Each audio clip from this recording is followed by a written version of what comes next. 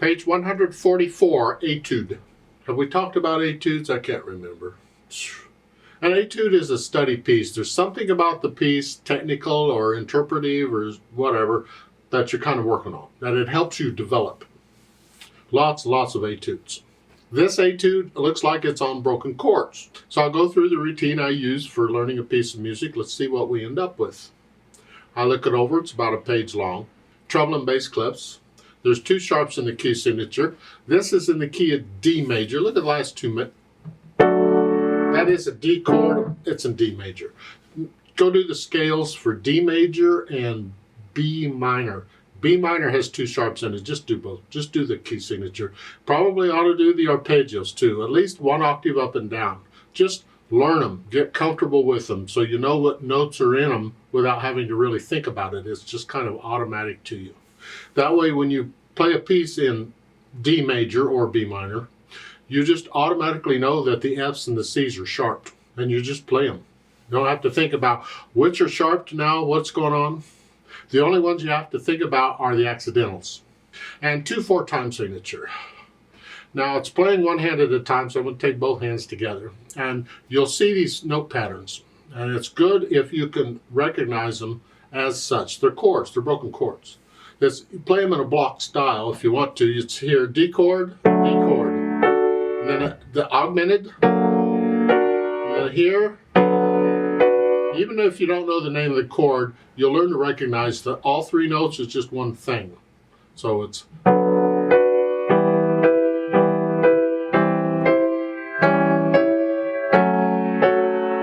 measure 8, because there's an F sharp and a C sharp. How you finger it is up to you. To finger it. Your teacher may have a suggestion on fingering, but I'm usually pretty loose, and I'll explain that a little bit later. Okay, once I do that, break them up. They're triplet eighth notes. 1 and a 2 and a 1 and a 2, or triplet, triplet, triplet, triplet. Feel it. The thing here is that every note from start to finish has to be even. No pauses or hesitations. Don't go. No, please don't do that. Make them even all the way through. Triple. And when you get to measures like 8, measure 8, when you're up here, if you have small hands, you're okay. Otherwise, you stay out here and you're using second finger rather than thumb. So it's here, here. So you can stay out here. It depends on how big your hands are, how fat your fingers are. There's nothing wrong with the fingering in the book. It's just I like to stay out here.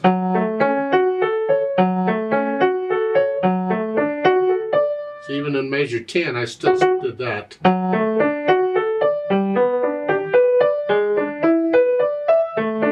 And then measure 13, you can do that, or you can do that. And the last 2 measures, I do a 2, 2, 2. There. You can do a 1.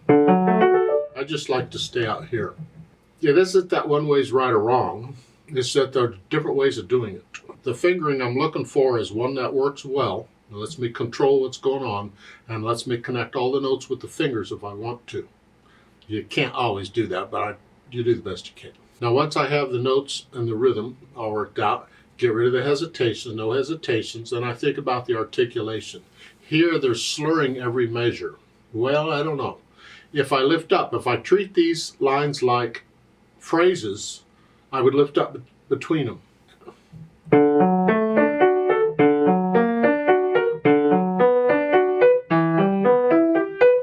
I don't care for that at all. Too choppy. So I think these lines are probably slurs.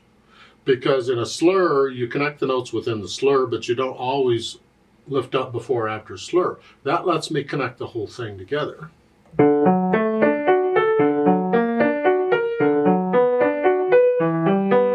whole thing together, all the way through. If you do want to hear the phrasing, if you figure out what they are, it seems like maybe every 4 measures seems to be a phrase. If that's the case, you lift up at the end of them. So in the first line, connect it.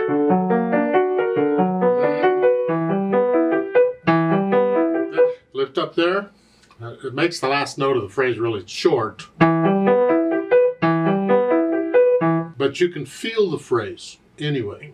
Whether you hear it or not, you can still feel the phrases. And I think each line is sort of makes a phrase. Then the dynamics. Well, mezzo forte at the beginning, and basically you're there until measure 9 when they want you to get louder. So by measure 13, you're loud. Well, that's a bit of a challenge because you're going to go from sort of loud to loud. There's not a lot of difference. And you got 4 measures to do it in. Because if I don't plan this out, I'll be loud by measure 10. Sort of loud, loud, and I'm already loud. So we plan it out. We kind of get ready for this. A couple ways you can try it. One, you start measure 9 at sort of loud and stay there through measure 10. Don't change. Now come up a little bit. And come up just a little bit for 2 measures. I just come up a little bit for 2 measures and then I go up to loud because there isn't much difference here. Sort of loud. Now a little louder. Now I'm loud. Well, there's not much difference. I question having that crescendo that far away from the forte. Another way you can do it is, so you got more room to get louder, is we'll come down, and rather than measure 9 being mezzo forte, we'll come down to maybe mezzo piano, because that gives us more room. Because if we do that, then we play measure 9 mezzo piano, then we come up a little bit, a little more, there I can almost do each measure. I can get a little louder. You have to experiment with it. Play it by feel. How do you feel it? Yeah.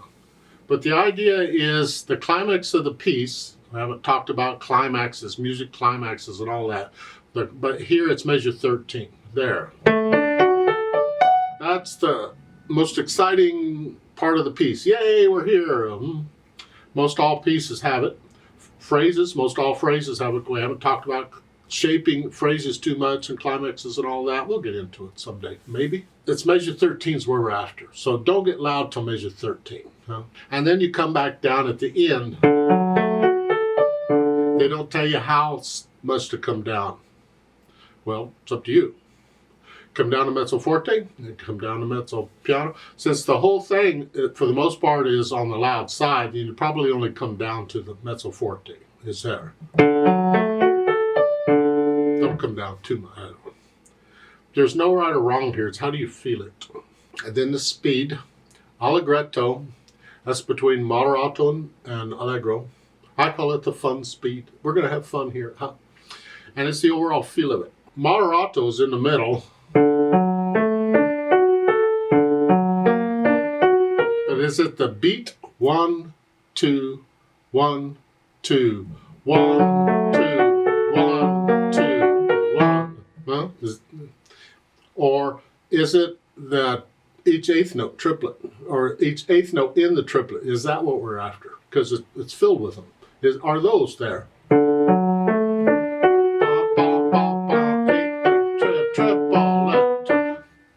Is that the overall speed? And I think the overall speed should be the feel, the overall feel of it. What's it feel like? This is, to me, feels slow. I want us to flow. So I want somewhere in there. Fast might be, that's fast. There's zipping along, yay. Slower than that.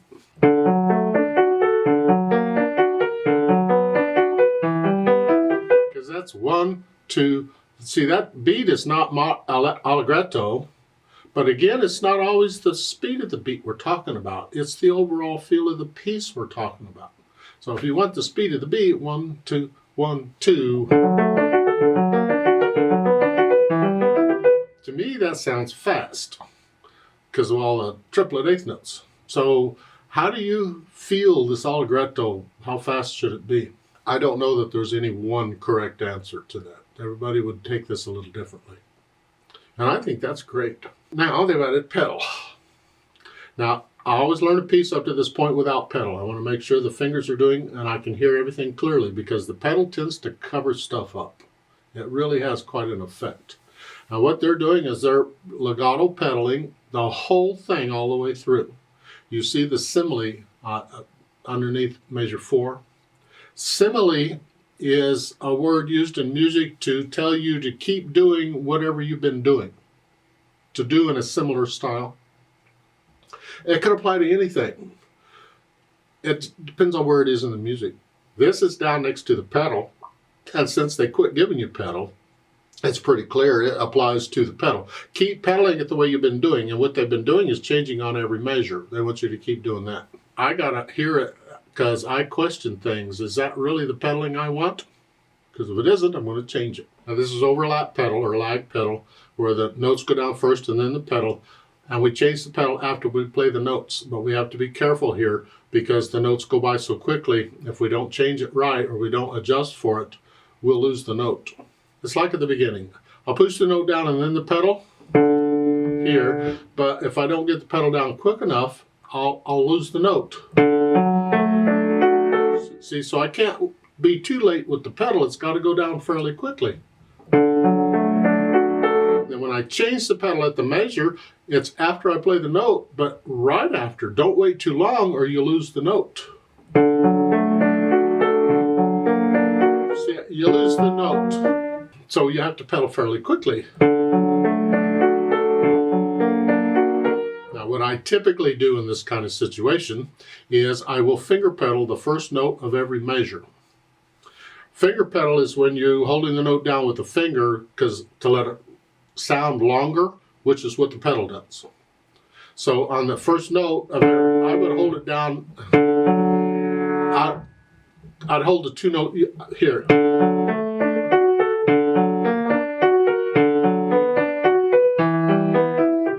Because by finger pedaling, I'm sure to catch the note. If I'm a little late with the pedal, I'm still going to get the note.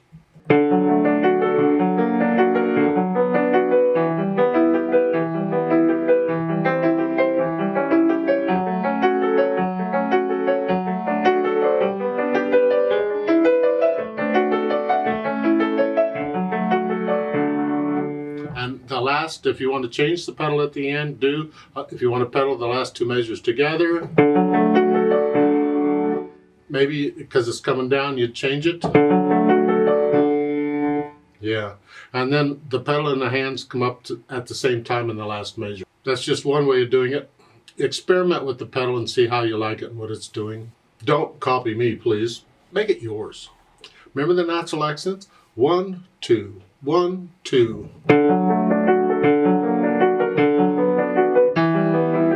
I'm exaggerating them so you can hear them better, but the feel is 1, 2, 1, 2 feel. Let's play this together very slowly and check the notes and the rhythms. I'm not going to pedal it because you hear the notes better without the pedal, and all we're doing is checking notes and rhythms. I'm not going to do the dynamics. I'll give us 2 counts. Ready and go and then we go. Now I'm going to put the metronome on the 8th note triplets, on the 8th notes themselves, in the triplets. So it's beating this. 1 and 2 and. That's how fast we're going to take it. So I'll give us 2 quarter note beats to come in. Ready and go and boom, boom, we're there. Okay. Ready and go and